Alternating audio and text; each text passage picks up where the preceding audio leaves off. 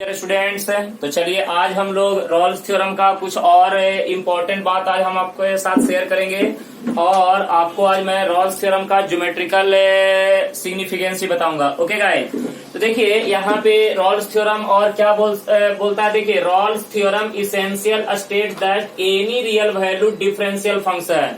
देखिए कहता क्या है कि यहाँ पे रॉल्स थ्योरम जो है किसी भी डिफरेंशिएबल फंक्शन के लिए ये क्या होता है बेटे, अप्लीकेबल होता है, इसेंशियल होता है। यानी कहने का मतलब ये हो गया कि फंक्शन हमेशा क्या होना चाहिए बेटे, डिफरेंशिएबल होना चाहिए। उसके बाद differentiable function that attains equal value at two real and distinct points. बेटे दो रियल एंड डिस्टिंक्ट पॉइंट पे, सुनिए, दो रियल एंड डिस्टिंक्ट पॉइंट पे जो फंक्शन होता है वो हमेशा क्या होना चाहिए, इक्वल।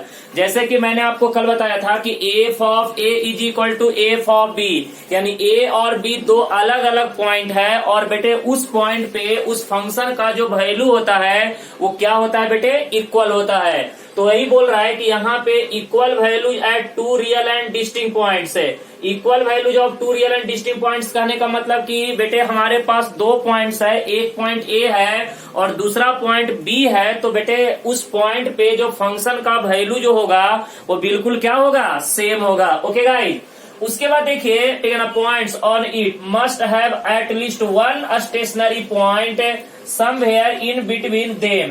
बेटे अब कहता क्या है कि ए और बी के बीच में एक कोई स्टेशनरी पॉइंट हम क्या करेंगे, सेलेक्ट करेंगे, जैसे सी, बराबर है ना।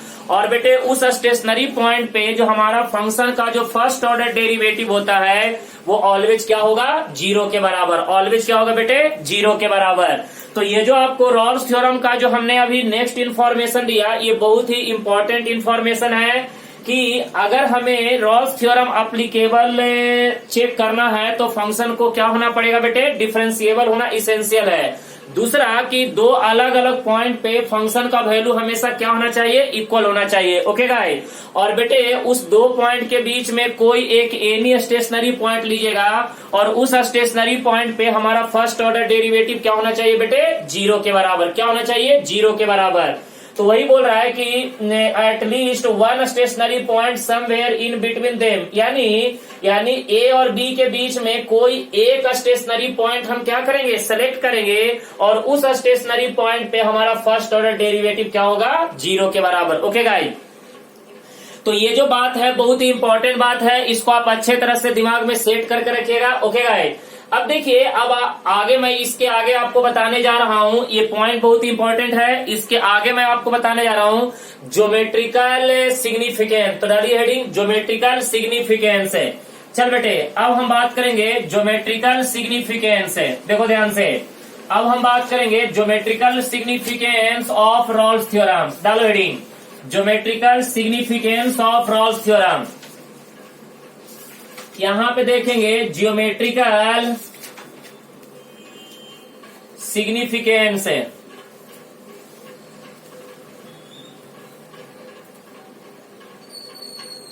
Geometrical significance. ओके गाइस, तो देखो गाइस यहाँ पे अगर हम ज्योमेट्रिकल सिग्निफिकेंस की बात करेंगे तो ज्योमेट्रिकल सिग्निफिकेंस या ज्योमेट्रिकल मीनिंग भी इसको बोल सकते हैं। Geometrical meaning of Rolle's theorem, ऐसे लिख लीजिएगा, geometrical meaning of Rolle's theorem, ये भी बोल सकते हैं geometrical meaning of Rolle's theorem. देखिए कहने का मतलब ये है कि आपका रॉल्स थ्योरम का ज्योमेट्रिकल मीनिंग क्या बताना चाहता है। तो चलिए मैं आपको यहाँ पे दो डायग्राम बना रहा हूँ, ध्यान से देखिएगा। ये हमारे पास एक्स एक्सिस, दूसरा हमारे पास वाई एक्सिस। देख बेटे ये हमारे पास एक फंक्शन है। अब देख बेटे यहाँ पे हम बात करेंगे, ये देखो ये हमारे पास एक्स इज इक्वल टू ए है और दूसरा देख बेटे ये हमारे पास एक्स इज इक्वल टू क्या है, बी है। और भाई साहब ये देखिए ए और बी के बीच में हमने एक स्टेशनरी पॉइंट लिया, क्या लिया, एक्स इज इक्वल टू सी, बराबर है। अब देखिएगा ये हमारे पास एक कर्व है y is equal to f of x है। तो बेटे याद रखिएगा इस स्टेशनरी पॉइंट के बीच, इस दो डिफरेंट पॉइंट के बीच में हमने एक स्टेशनरी पॉइंट क्या किया, सेलेक्ट किया। तो बेटे इस स्टेशनरी पॉइंट पे जो हमारा टेंजेंट का जो स्लोप होगा वो ऑलवेज किसके बराबर होगा बेटे, जीरो के बराबर। यानी इस पॉइंट पे एफ डैश ऑफ सी जो होगा वो हमेशा क्या होगा, जीरो। बेटे देखो यहाँ पे x इज इक्वल टू ए पे फंक्शन का वैल्यू कितना हो जाएगा एफ ऑफ ए, और ये वाला हमारा क्या हो जाएगा एफ ऑफ बी, और ये वाला यहां से लेकर यहां तक क्या होगा बेटे एफ ऑफ सी। लेकिन बेटे इस स्टेशनरी पॉइंट पे इस कर्व के ऊपर जो टेंजेंट का जो वैल्यू होगा वो हमेशा क्या होगा 0 के बराबर। अब देख बेटे इसका दूसरा अगर मोस्ट एग्जाम्पल अगर हम डायग्राम से ड्रॉ करेंगे तो देखो यहाँ पे, तो यहाँ पे जरा ध्यान से देखना, ये हमारे पास एक्स एक्सिस, ये हमारे पास y axis, negative x axis, negative y axis, origin. अब देखो ये हमारे पास एक ऐसा कर्व लेते हैं, सुनो ये हमारे पास क्या बेटे स्टेशनरी पॉइंट, देखो यहाँ पे x is equal to c, तो बेटे इस एक्स इज इक्वल टू सी पे जरा ध्यान से देखना, इस एक्स इज इक्वल टू सी पे ये हमारा क्या हो गया टेंजेंट, तो बेटे एक्स इज इक्वल टू सी पे टेंजेंट का स्लोप क्या होगा बेटे 0 के बराबर। यानी यहाँ पे हमारा क्या होगा एफ डैश ऑफ सी जो होगा वो 0 के बराबर होगा। अब देख बेटे ये जो देख ये हमारा क्या हो जाएगा ए, और ये हमारा क्या हो जाएगा बेटे बी, यानी ए और बी। तो बेटे ये बताओ कि यहाँ पे एक्स इज इक्वल टू ए, इसको थोड़ा सा आगे बढ़ा देंगे, जरा देखते जाओ बढ़िया से। तो यहाँ पे अब जरा देखो कि इस एक्स ये वाला देखो ये वाला डिस्टेंस हमारा सी है, तो देखो यहाँ पे, तो बेटे ये वाला जो यहाँ से लेकर यहाँ तक का जो हमारा ये जो वैल्यू है वो बिल्कुल क्या है सेम है एफ ऑफ ए, और ये हमारा क्या है एफ ऑफ बी। तो बेटे एक बात याद रखना कि ये स्टेशनरी पॉइंट पे हमेशा टेंजेंट का जो स्लोप होगा वो किसके बराबर होगा 0 के बराबर, यानी f dash of c is equal to 0। लेकिन बेटे ये f dash of c first order derivative 0 कब होगा, जब आपका condition f of a is equal to f of b, यानी दो अलग अलग पॉइंट पे फंक्शन का वैल्यू बिल्कुल क्या होना चाहिए सेम होना चाहिए। आप इसको इस तरह से भी समझ सकते हैं कि दो अलग अलग एक्स के ऊपर वाई का वैल्यू बिल्कुल क्या होना चाहिए सेम होना चाहिए। ओके गाइस, तब जाके बोलेंगे कि उस स्टेशनरी पॉइंट पे हमेशा जो टेंजेंट का स्लोप होगा वो किसके बराबर होगा 0 के बराबर। तो बेटे इसका मतलब देखिए कि यहाँ पे इस पॉइंट पे जो टेंजेंट का स्लोप है 0, तो बेटे इस पॉइंट पे जो टेंजेंट है वो पैरेलल टू क्या हो जाएगा एक्स एक्सिस। तो यहाँ पे बोलेंगे बेटे कि जो टेंजेंट जो है वो सुनिए आपका जो है टेंजेंट जो है वो क्या होगा पैरेलल टू क्या हो जाएगा x axis, parallel to x axis. क्यों बेटे पैरेलल टू एक्स एक्सिस क्यों, क्योंकि बेटे ये बताओ कि यहाँ पे टेंजेंट का स्लोप 0 है और बेटे एक्स एक्सिस का स्लोप भी 0, तो अगर दोनों का स्लोप सेम है तो हम बोल सकते हैं कि ये दोनों लाइन एक दूसरे के क्या होंगे पैरेलल होंगे। तो इसका मतलब है कि एक्स इज इक्वल टू सी पे आपका टेंजेंट का स्लोप और एक्स एक्सिस का स्लोप क्या होगा सेम होगा, तो इसलिए हम बोलेंगे कि tangent is parallel to x axis. तो हम यहाँ पे ये भी बोल सकते हैं द टेंजेंट इज, ठीक है ना, इज ऑलवेज पैरेलल टू क्या होगा बेटे एक्स एक्सिस, पैरेलल टू क्या हो जाएगा एक्स एक्सिस, पैरेलल टू क्या हो जाएगा एक्स एक्सिस। तो यहाँ पे अगर आपसे आज के बाद कोई geometrical meaning of Rolle's theorem पूछेगा तो आप उसको डिटेल में समझा दीजिएगा और बताइएगा कि geometrical meaning of Rolle's theorem में आपको जो एफ डैश ऑफ सी जो है वो क्या बताता है बेटे स्लोप ऑफ टेंजेंट, और बेटे वो सी जो है ए और बी के बीच में कोई एक स्टेशनरी पॉइंट है और उस स्टेशनरी पॉइंट पे जो स्लोप ऑफ टेंजेंट जो होता है वो हमेशा 0 के बराबर होता है। और बेटे जब स्लोप ऑफ टेंजेंट 0 के बराबर है इसका मतलब कि वो टेंजेंट जो है एक्स एक्सिस के क्या होगा पैरेलल होगा। क्यों पैरेलल होगा, क्योंकि बेटे आपको पता होना चाहिए कि एक्स एक्सिस का स्लोप भी क्या होता है 0 होता है। तो इसका मतलब है कि आपका जो टेंजेंट जो है वो पैरेलल टू क्या हो जाएगा एक्स एक्सिस। और ये बहुत ही इंपॉर्टेंट कॉन्सेप्ट है, इसको आप अच्छे तरह से क्या रखिएगा रिमेम्बर करके रखिएगा। ओके गाइस, तो ये आपका रॉल्स थ्योरम का ज्योमेट्रिकल मीनिंग हो गया। तो ये बात ध्यान से रखिएगा कि कर्व के ऊपर जो आपका सी पॉइंट है उस पॉइंट पे अगर आप टेंजेंट ड्रॉ करते हैं तो उस पॉइंट पे हमेशा स्लोप ऑफ टेंजेंट क्या होगा 0 के बराबर। और बेटे जब स्लोप ऑफ टेंजेंट 0 के बराबर हुआ इसका मतलब है कि वो टेंजेंट पैरेलल टू क्या होगा एक्स एक्सिस। इसलिए मैं कंक्लूजन में लिख रहा था tangent is always parallel to x axis. कौन से पॉइंट पे, उस स्टेशनरी पॉइंट पे, बराबर है ना। वो स्टेशनरी पॉइंट पे जो हमारा टेंजेंट जो है वो ऑलवेज पैरेलल टू क्या होगा बेटे एक्स एक्सिस, पैरेलल टू क्या हो जाएगा एक्स एक्सिस। क्लियर है। तो यहां तक आई होप आपको अच्छा लग गया होगा, समझ में आ गया होगा। ओके चलिए, तो अब हम कुछ न्यूमेरिकल और प्रैक्टिस करेंगे रॉल्स थ्योरम का। आइए लिखेगा एग्जाम्पल, कुछ सवाल अच्छे मैं आपको सॉल्व करके देता हूं, ध्यान दीजिएगा। लिखो बेटे सवाल लिखना अच्छे से। यहाँ पे लिखो इफ, लिखो सवाल इफ, देख बेटे रॉल्स थ्योरम, देखो यहाँ पे Rolle's theorem, Rolle's theorem holds, Rolle's theorem holds for the function, for the function, देख बेटे for the function f of x is equal to, यहाँ पे देख x q plus p x square plus, देख बेटे क्यू एक्स प्लस कितना हो जाएगा 5 एक्स बिलोंग्स टू क्या बोला बेटे 1,3। बड़ा अच्छा सवाल है। और बी थे देख बेटे बी थे सी का वैल्यू भी दिया हुआ है 2 प्लस कितना 1/√3। तो पूछा क्या पता है, find the value of, find the value of p and Q. बेटे आपका एक्सरसाइज का सबसे बेहतरीन सवाल है और ये सवाल कई बार जेई मेंस में भी पूछ चुका है। बहुत ही लाजवाब सवाल है बेटे। इसी टाइप के सवाल आपको जेई वगैरह में, सीईटी वगैरह में पूछे जाएंगे। है तो आपका स्टेट बोर्ड का सवाल ही, लेकिन बेटे ये सवाल ऑलरेडी सभी बुक में ये आपको मिल जाएगा। दुनिया का कोई बुक जेई मेंस का उठाइएगा, उसमें इस टाइप के सवाल आपको अक्सर मिल जाएंगे। ओके गाइस, तो देखिए यहाँ पे सवाल को पहले आपको समझना बहुत ही जरूरी है। क्या बोला है, if Rolle's theorem holds for the function f of x is equal to x q plus p x square plus q x plus 5, x belongs to क्या 1,3 with c is equal to 2 plus 1/√3, find the value of p and q. चलो बेटे यहाँ पे पहले समझना आराम से। देखिए यहाँ पे बोलेंगे कि द गिवन फंक्शन, देखो यहाँ पे द गिवन फंक्शन, देखो यहाँ पे लिखेंगे the given function holds the Rolle's theorem. Rolle's theorem को क्या कर रहा है बेटे, होल्ड्स कर रहा है, holds the Rolle's theorem. Okay guys, चलो देखो यहाँ पे, तो बेटे अगर रॉल्स थ्योरम को होल्ड कर रहा है, इसका मतलब सुनिए कि दिया हुआ फंक्शन रॉल्स थ्योरम को क्या करेगा, सेटिस्फाई भी करेगा और वेरीफाई भी करेगा। तो चल बेटे पहले ये बता, हम यहाँ पे बोल सकते हैं कि f of a is equal to f of b. अब बेटे एफ ऑफ ए का कीमत कितना 1 is equal to f of b का कीमत कितना 3। भाई साहब अब देखिए एक्स के जगह पे 1 पुट कर दीजिए, तो 1 plus p plus q plus 5 is equal to x की जगह पे 3, 27 प्लस कितना हो जाएगा बोलिए 9p प्लस कितना हो जाएगा बोलो यहाँ पे 3q प्लस कितना हो जाएगा 5, राइट ना। अब देख बेटे ये 5 से 5 कट जाएगा। ओके, अब आप एक काम कीजिएगा 27 को इधर लाइए, तो 1 minus 27 is equal to p और क्यू को इधर भेजिए, तो ये हो जाएगा 8p प्लस कितना हो जाएगा 2q, राइट ना। तो बेटे ये हो जाएगा minus 26 is equal to 2 common ले लीजिए, तो 4p प्लस कितना हो जाएगा q, राइट। तो चलो गाइस यहाँ पे दोनों तरफ 2 से डिवाइड कर दो, तो यहाँ पे 4p plus q is equal to कितना हो जाएगा -13। ये हो जाएगा बेटे इक्वेशन नंबर ए।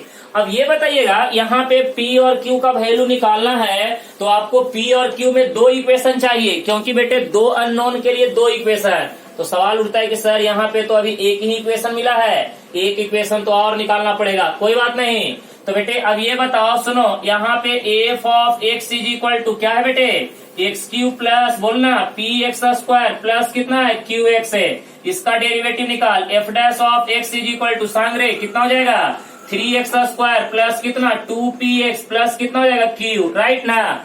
अब यहाँ पे क्या कर पुट कर दे x is equal to c, तो f dash of c is equal to क्या हो जाएगा 3c square plus 2pc plus कितना q।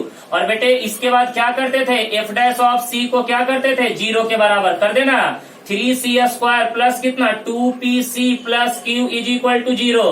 बेटे इसको इधर कर दे 3pc प्लस कितना हो जाएगा q is equal to minus of 3c square, और c का कीमत दिया हुआ बेटे कितना 2 प्लस 1/√3 पुट कर दे यहाँ पे। तो यहाँ पे सॉरी ये 2pc है ना, देखो यहाँ पे 2pc, देखो यहाँ पे 2pc का वैल्यू कितना बोले यहाँ पे 2 प्लस 1/√3 प्लस कितना हो जाएगा q इज इक्वल टू कितना हो जाएगा -3 इन ब्रैकेट कितना हो जाएगा 2 प्लस 1/√3, इसका क्या हो जाएगा होल स्क्वायर, राइट ना। तो अब बेटे ये हो गया हमारे पास इक्वेशन नंबर सेकेंड यानी इक्वेशन नंबर बी। अब सवाल उठता है कि बेटे ये दोनों इक्वेशन को सॉल्व करके हमें क्या निकालना है, पी और क्यू का वैल्यू। ऑवर काम है। चलिए देखिए, अब आपका ये linear equation in two variable हो गया गाइज। ये ज्यादा हार्ड सवाल नहीं है, ये आपका linear equation in two variable हो गया, यानी इक्वेशन ए और इक्वेशन बी को सॉल्व करना है। तो यहाँ पे मैं लिख रहा हूं, देखो यहाँ पे नाउ सॉल्विंग, बोल बेटे, now solving equation first and second, यानी सॉरी ए एंड बी। बेटे ए और बी इक्वेशन को हमें क्या करना है, सॉल्व करना है। तो यहाँ पे देखो 4p plus q is equal to कितना, -13। और बेटे ये बताओ यहाँ पे 2, देखे यहाँ पे ये बता 2p इंटू 2 प्लस कितना 1/√3 प्लस कितना q is equal to -3 into 2 plus कितना 1/√3 का होल स्क्वायर। अब क्या कर बेटे, दोनों को सब्ट्रैक्ट कर दे, तो सब्ट्रैक्ट करेगा तो क्या होगा, बोलो यहाँ पे दोनों को subtract, minus minus negative negative positive, तो ये तो कट जाएगा ना। तो अब देख बेटे, इन दोनों में से p कॉमन निकाल ले, चल निकाल जल्दी से। अब बस खाली 10th का कैलकुलेशन है, जिनका कैलकुलेशन स्ट्रांग होगा उनसे आंसर निकल जाएगा, जिनका कैलकुलेशन खराब होगा उनसे आंसर नहीं निकलेगा। तो चल बेटे, अब यहाँ पे ये बता, दोनों में से p कॉमन निकाल ले, तो p कॉमन निकालोगे तो क्या हो जाएगा, 4 माइनस 2 इंटू 2 प्लस कितना 1/√3 इज इक्वल टू, देख बेटे ये हो जाएगा कितना, -13, उसके बाद प्लस कितना, बोल बेटे +3 इंटू क्या हो जाएगा 2 प्लस बोलना 1/√3 का क्या हो जाएगा, होल स्क्वायर। चल बेटे ये p इन ब्रैकेट 4 - 4, ये देखो -2 बाई कितना हो जाएगा √3 is equal to -13 plus 3 in bracket a plus b का होल स्क्वायर, 4 प्लस कितना हो जाएगा, बोल रहे 1/3 प्लस कितना हो जाएगा b स्क्वायर इंटू ab, यानी 4 बाई कितना हो जाएगा √3, राइट है। अब ये देखिए प्लस और माइनस कैंसल, तो p इंटू कितना हो जाएगा -2/√3 इज इक्वल टू, देख बेटे -13 प्लस ये बता 12 प्लस 1 13 बाई कितना हो जाएगा 3, सुनो ना यहाँ पे 3 इन ब्रैकेट 13/3 प्लस कितना हो जाएगा 4 बाई कितना हो जाएगा √3, राइट है बेटे। यहाँ पे देख ये हो जाएगा -2p अपॉन में कितना हो जाएगा √3 इज इक्वल टू -13 प्लस 3 से मल्टीप्लाई कर दे तो 13, और यहाँ पे कितना हो जाएगा 12 बाई कितना √3, ये दोनों कट जाएगा तो -2p अपॉन में कितना √3 इज इक्वल टू 12 अपॉन में कितना √3 कैंसल। तो बेटे यहाँ से p का वैल्यू बताओ, p का वैल्यू कितना हो जाएगा -6 आ गया p का वैल्यू। अब क्या कर, p का वैल्यू किसी एक इक्वेशन में पुट कर दे, इक्वेशन a में। तो देखे यहाँ बेटे, now putting the value of, देखो यहाँ पे now putting the value of p in, बोल बेटे in equation number A, equation A में पुट कर क्या हो जाएगा 4p plus q is equal to -13, p का वैल्यू कितना -6 है, तो -24 plus p is equal to -13, तो p is equal to -13 plus कितना 24 इज इक्वल टू क्या हो जाएगा 11 के बराबर q का वैल्यू। तो बेटे ये देखो ये आपका निकल गया q का वैल्यू, p का वैल्यू -6, q का वैल्यू कितना गया 11। देखिए इस टाइप के सवाल आपको रॉल्स थ्योरम में बहुत ही अच्छे तरह से पूछा जाएगा बेटे।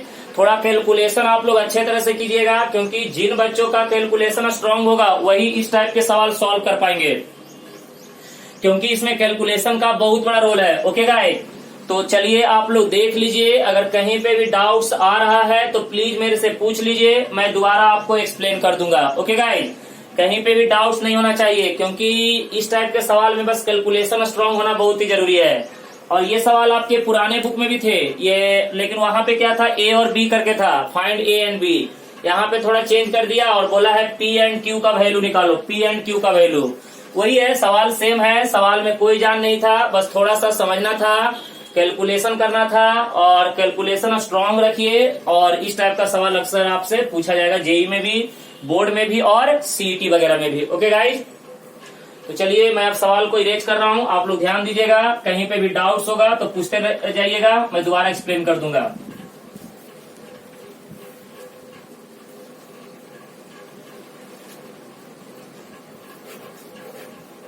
तो सब लोग को समझ में आ रहा है अच्छे से, कोई दिक्कत तो नहीं है, बढ़िया से समझते चलिए। चलिए अब सवाल नंबर 2 लेते हैं, देखिएगा सवाल नंबर 2 अच्छे तरह से, और बताइएगा कि कहीं पे डाउट्स है तो पूछ लीजिएगा, मैं दोबारा आपको बताऊंगा मजे में, क्योंकि डाउट्स आपका नहीं होना चाहिए, डाउट्स रह गया तो फिर मजा नहीं आएगा। चलिए लिखेगा नेक्स्ट सवाल, लिखेगा नेक्स्ट सवाल बेटे, यहाँ पे लिख लो द फंक्शन, देख बेटे नेक्स्ट सवाल भी अच्छा है, द फंक्शन, देख बेटे the function f of x is equal to x into कितना एक्स प्लस 3 इंटू ई के पावर में माइनस एक्स बाई 2 सेटिस्फाइड। देख बेटे सेटिस्फाइड ऑल द कंडीशन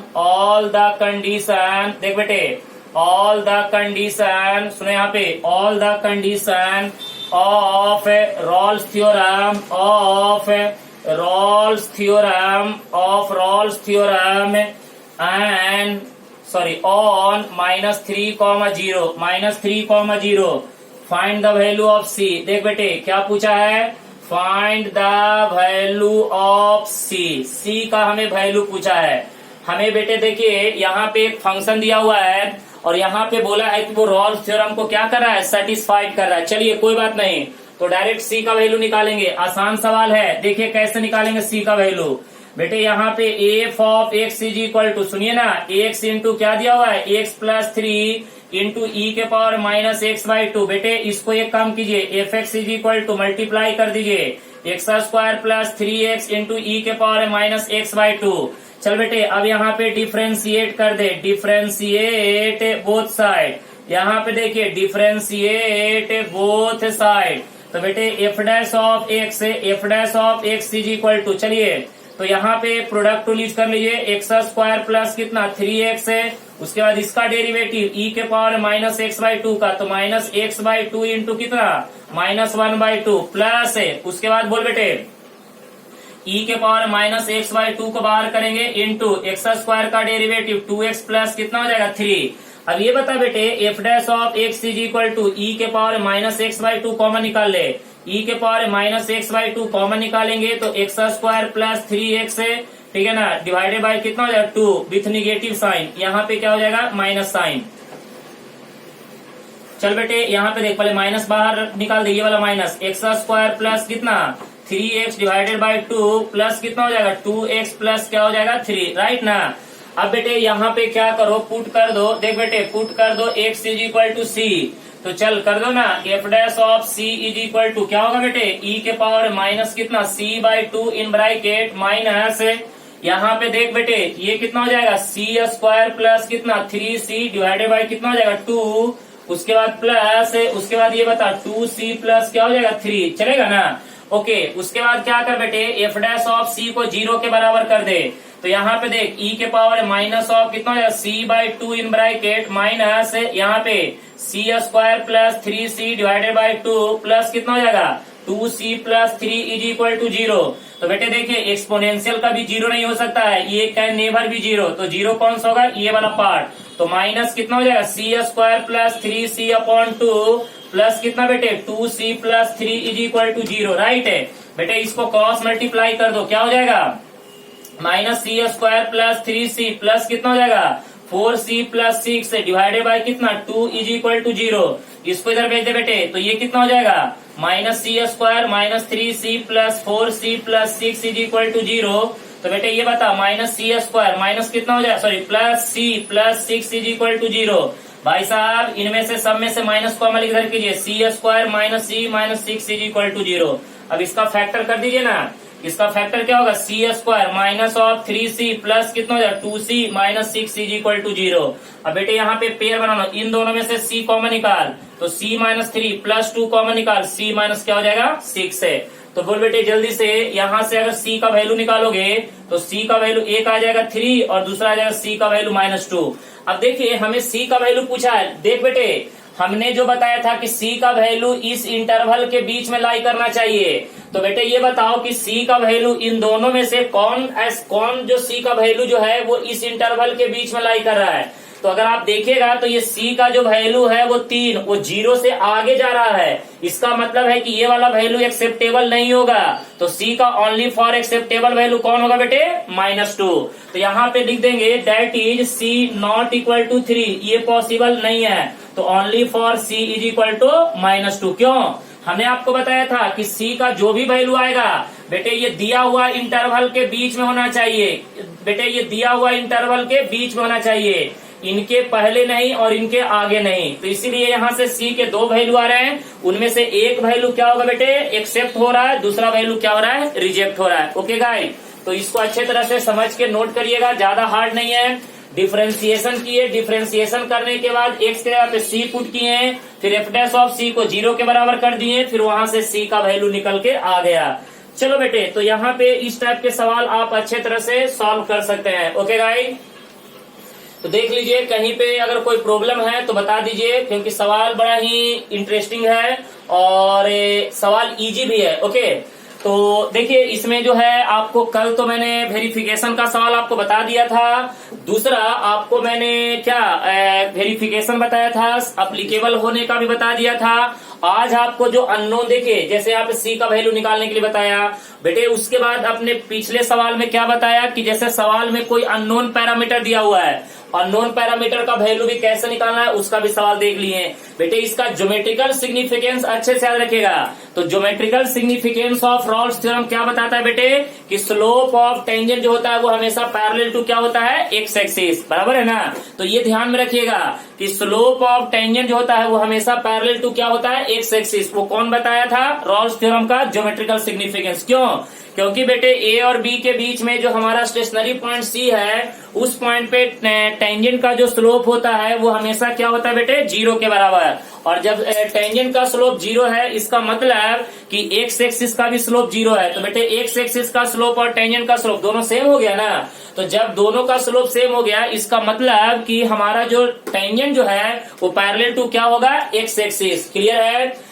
तो ऐसे भी आप समझिए ना, देखिए अगर स्लोप 0 है, आपको बताए थे स्लोप 0 किसका होता है, या तो एक्स एक्सिस का होता है या तो पैरेलल टू एक्स एक्सिस का होता है। तो बेटे यहाँ पे स्टेशनरी पॉइंट पे जो हमारा जो स्लोप ऑफ टेंजेंट जो होता है वो हमेशा क्या होता है, 0 के बराबर।